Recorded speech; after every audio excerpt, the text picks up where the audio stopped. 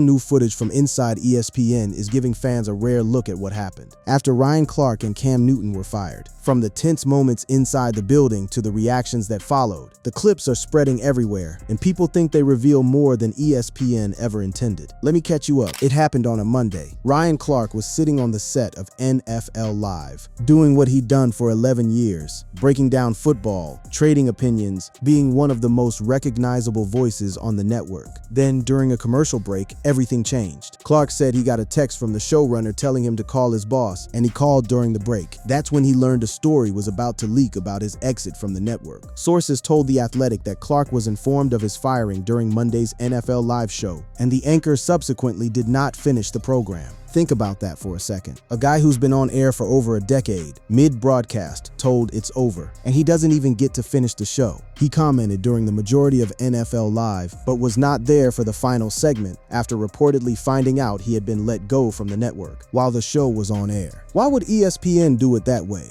According to the reporting, it wasn't random cruelty. It was panic. The Athletic reports that ESPN decided to tell Clark during the broadcast out of fears that news of his departure would leak, with sources saying they did not want him to read it online before being told in person. Other outlets confirmed the same thing. Initially, ESPN planned to tell Clark that he was let go on Tuesday morning, in line with other layoffs. But media inquiries had led the network to fear that Clark would find out he was fired online before it had a chance to tell him. So picture the scene inside that studio. A commercial break, a phone call, and then Clark has to decide, do I go back out there and finish the show like nothing happened? He didn't. And when reports started circulating that he wasn't forced off set, that it was some mutual calm decision to just not go back, Clark shut that down immediately. He didn't mince words either. I wasn't forced, I asked. Should I be done now? He wrote. The answer was yes. That's Ryan Clark, on the record, disputing the softened version of the story. He wanted people to know exactly how it went down, not laid off, not quietly stepping away. But let me put this to bed. I wasn't laid off. I was fired, Clark said on a podcast appearance days later. Then came Cam Newton. One day after Clark's exit, Newton learned he was next. Cam Newton, the former NFL MVP, was fired the next day, and the layoffs are part of broader reductions at the parent company, Disney, following ESPN's acquisition of NFL Network earlier this year. Newton had been building real momentum at the network. ESPN featured Newton over the past 2 seasons as a debate partner for Stephen A. Smith on First Take, and last season, the network elevated Newton to replace Shannon Sharpe as Smith's primary Monday co-host. During football season, the show's highest-rated day of the week, that's not a fringe hire getting cut. That's the guy who took over the network's biggest debate slot on its biggest day of the week, and within 12 months, he's out the door too. The 2 firings landing back-to-back, inside the same building, in the same week, is what sent this thing viral. ESPN made headlines after abruptly laying off roughly 10 employees across Monday and Tuesday, with Ryan Clark and Cam Newton among the most notable departures. And it wasn't just Clark and Newton. The network parted ways with several high-profile personalities, including Ryan Clark, Cam Newton, Tom Pelissero, and longtime broadcaster Carl Ravitch. But it's Clark and Newton whose exits blew up the timeline, because of how personal, how public, and how immediate the reactions were. Inside those ESPN hallways, colleagues were reportedly stunned. And outside the building, the response from people who knew both men was instant, loud, and impossible to ignore. Once the news got out, it didn't take long for people connected to Clark and Newton to start talking. And the reactions weren't measured corporate statements. They were raw, immediate, and public.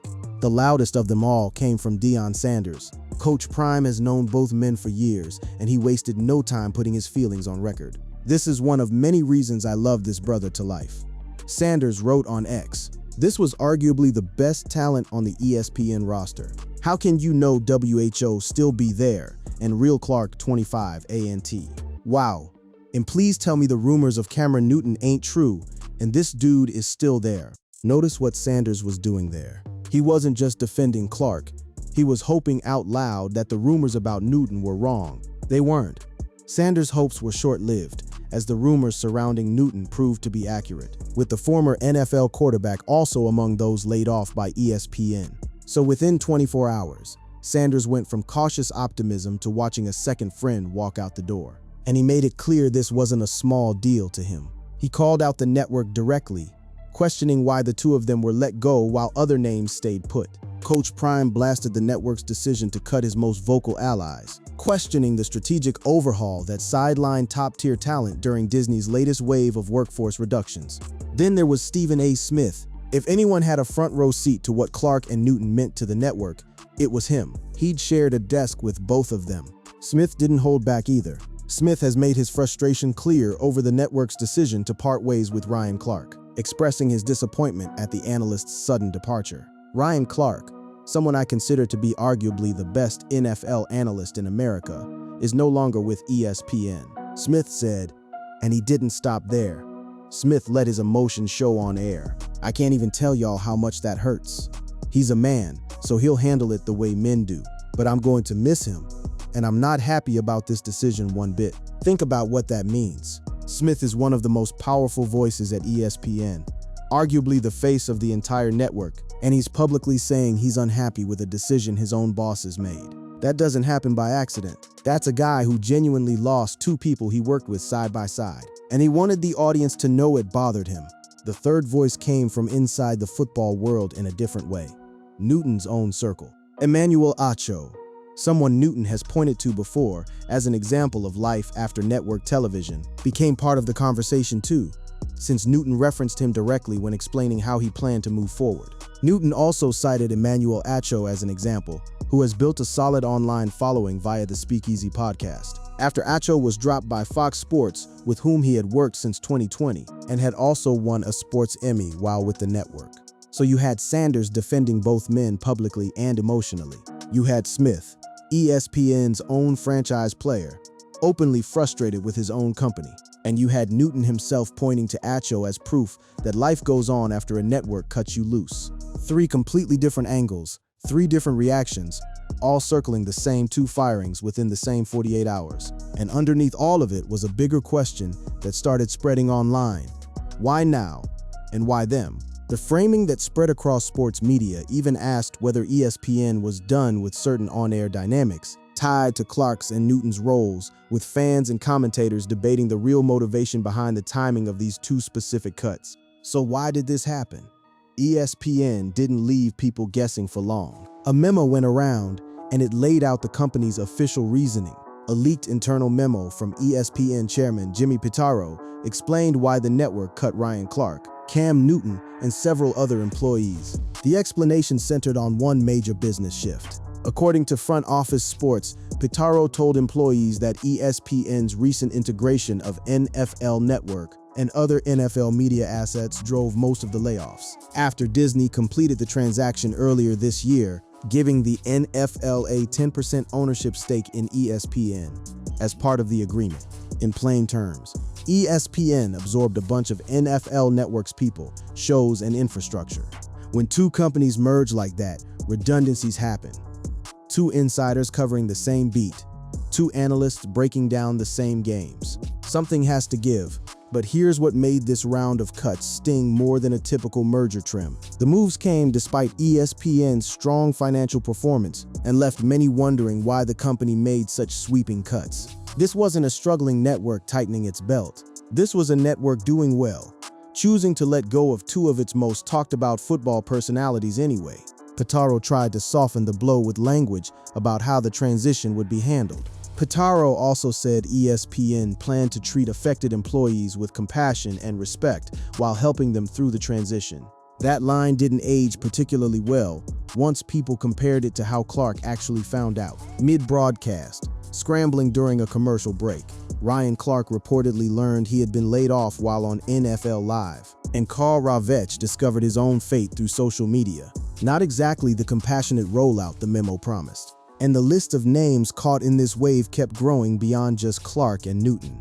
Clark, Ravech, Pelissero, David Lloyd, Stefania Bell, Charles Davis, and Cam Newton all lost their jobs during the latest round of cuts. Some of those departures made sense on paper. People whose roles overlapped directly with NFL Network staff who'd just come over in the merger. Some departures stood out because they involved NFL Network veterans whose roles appeared closely tied to the assets ESPN acquired. But notably, ESPN never got specific about individual cases. Neither Pitaro's memo nor ESPN identified individual reasons for any employee's departure, instead framing the layoffs as part of a broader restructuring effort following the company's integration of newly acquired NFL properties. That silence is exactly what let speculation run wild. Without ESPN saying specifically why Clark or Newton individually made the cut list, fans and media were left to fill in the blanks themselves. Some pointed to contract value. Clark was reportedly earning more than $2 million per year under his current contract, which was signed in February 2024, a number that made him one of the more expensive names on the roster relative to some NFL Network hires who just come in through the merger. Others pointed to on-air history. Clark had been at the center of a couple of viral dust-ups in the months before the layoffs, a heated back and forth with colleague Peter Schrager during a broadcast, where Clark told his colleague while pointing a finger, "We shouldn't do this on TV, so I apologize if people think this is rude. That's the non-player in you," which forced Clark into a public apology afterward. Whether moments like that factored into the decision, ESPN never said. The memo stuck to the merger explanation and nothing more. With the official reason boiled down to a corporate memo, the real story became how Clark and Newton handled the days that followed. And that's where the footage and posts that went viral actually came from. Clark didn't disappear. Less than a day after getting the news, he posted on Instagram, and the caption became one of the most shared parts of this entire story. "Proof of life before the madness of yesterday. I woke up, got in my Tundra, drove to Planet Fitness, and got to work." Clark captioned the post. "The rest of the day was eventful, but the journey continues. My peace is with God, and my humility comes from within." That post spread everywhere. Here's a guy fired mid-broadcast less than 24 hours earlier, showing up with a gym video and a caption that reads like a guy who's already made peace with it. It became the defining image of how he chose to handle it publicly. No bitterness on camera, no meltdown, just a workout and a quiet statement. But privately, or at least in his more candid moments, Clark made clear he wasn't just brushing it off. He went on the Pivot podcast, his own show, and laid out exactly how it felt in real time.